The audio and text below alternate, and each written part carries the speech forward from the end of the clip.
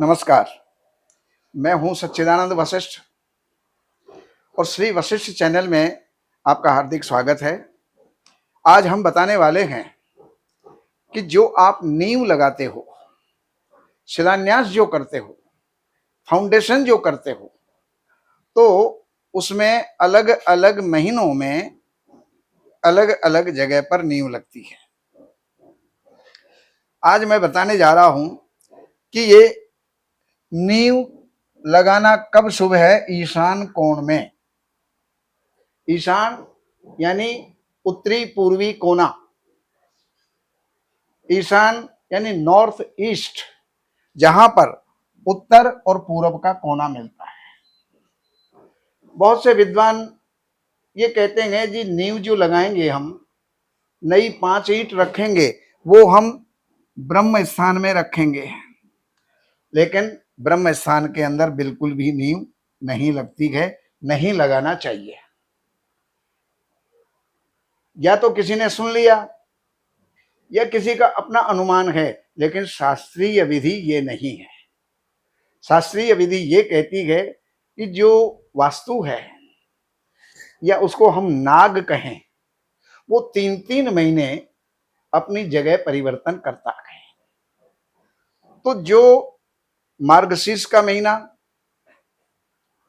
पौष का महीना और माघ का महीना, जो 16 नवंबर से लेकर के और 12 फरवरी तक होता है, कौन से महीने में नींव लगाना शुभ है वो सब्जेक्ट अलग हो गया। लेकिन जिस समय नींव लगा रहे हैं वो किस कोने में लगाना चाहिए, उसके बारे में आज हम आपको जानकारी दे रहे हैं। तो जो 16 नवंबर में सूर्य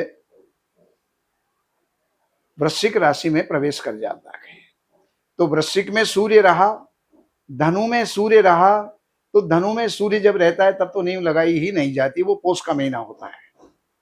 और माघ का महीना हुआ तो वहां पर ये 12 फरवरी तक होता है। तो उस समय पर आप जब भी नींव लगाएं तो वो नींव आपको यहां पर लगानी होगी। उसका कारण है कि जहां की नाग की गति है, अब नाग का ये पूंछ है, ये उसकी पीठ है और ये उसका मुंह है। तो जहां पर उसकी पीठ, पूंछ और मुंह हो तो वहां पर वो नींव नहीं लगाई जाती है। अगर हम नींव लगाते हैं तो फिर कुछ ना कुछ अनहोनी होती है। अनहोनी का मतलब ये है कि हमने भूलवश यहां पर नींव नहीं लगाई और हमने यहां पर लगा दी, नाग के मुंह पर। तो यहां पर क्या है, फण दाबे तिरिया ढसे। फण को अगर हमने दबा दिया तो वहां पर स्त्रियों के लिए घातक होता है। या तो स्त्रियां बीमार होंगी या स्त्रियां मृत्यु को प्राप्त होंगी। वैसे बहुत से लोग कमेंट करते हैं कि आपको जब चाहे, जहां चाहे वहां पर आप लगाइए, जिस महीने में चाहो उस महीने में लगाइए, जिस दिन चाहो उस दिन लगाइए, लेकिन ये भूल होगी, ये हमारा पागलपन होगा।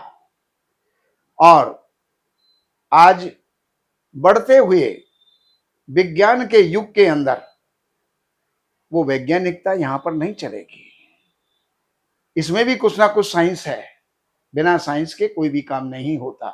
तो यहां पर अगर आपने यहां लगा दी तो स्त्रियों के लिए घातक है। अगर आपने इसके पूंछ पर लगा दी तो फण दाबे तिरिया ढसे, पूंछ दबे भरतार। अगर पूंछ दब गई तो जो नींव लगाने वाला है उसी के लिए घातक हो जाएगा।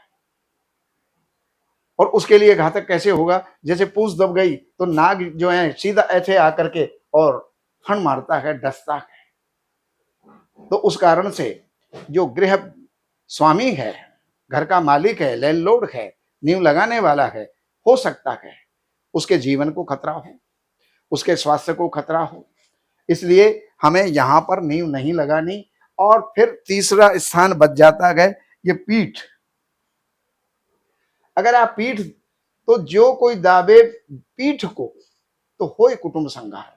तो यहां पर पीठ को अगर आपने दबा दिया तो वहाँ पर पूरे कुटुंब के लिए ही वो जो है विनाशकारी हो जाता है, नुकसानदायक हो जाता है। इसलिए सोच समझ करके और इन चीज़ों को जानने वाले विज्ञ विद्वान से मुहूर्त निकलवाना चाहिए। उस मुहूर्त के आधार पर आपको नींव लगानी चाहिए। ये मैंने आपको जानकारी दी। बाकी जानकारियों के लिए इन नंबरों पर संपर्क करके कार्यालय से अपॉइंटमेंट लेकर के जिस विषय में भी आप जानना चाहते हैं, ज्योतिष के बारे में, वास्तु के बारे में, किसी भी पूजा के बारे में अगर आप जानना चाहते हैं तो जान करके आप लाभ उठा सकते हैं। नमस्कार। ये सब जानकारियाँ आपने ली, लेकिन वो जानकारियाँ आपको प्राप्त कहाँ से होंगी? उसके लिए हमारे पास में ये 4 पुस्तकों का सेट है। इसमें एक है धन बरसे आपके द्वार शास्त्रों के अनुसार, इसमें प्रैक्टिकल भी है, नियम भी है। एक है वास्तु के 360 नियम। उन नियमों को अगर आपने अपने जीवन में धारण कर लिया तो आपके जीवन में वास्तु दोष हो ही नहीं सकता। एक तीसरी पुस्तक है वास्तु के 365 नियम। इसमें भी प्रैक्टिकल भी है और वास्तु के नियम भी हैं। ये सब जान करके आप लाभ उठा सकते हैं। और एक है चौथी पुस्तक पिरामिड से वास्तु उपचार। तो इसमें आप जो है रेमेडी भी कर सकते हैं। हर प्रकार से आप इनका लाभ उठा सकते हैं। इनका ऑर्डर करके और आप जो है मंगवा सकते हैं।